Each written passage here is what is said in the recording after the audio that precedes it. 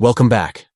If you're someone who values privacy and wants to control who shares your Instagram posts, you're in the right place.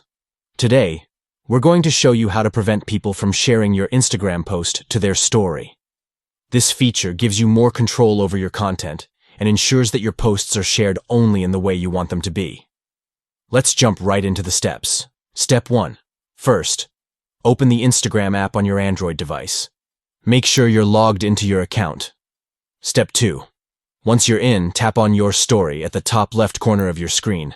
This will take you to your Instagram story area. Step 3.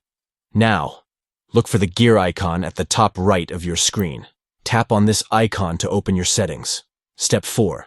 Inside the settings menu, tap on Story to access more detailed options for managing your story and post settings. Step 5. Scroll down and you'll see an option that says, Allow sharing to story. Disable this option to prevent others from sharing your posts to their stories. And that's it. You've successfully disabled the option for others to share your Instagram posts to their stories.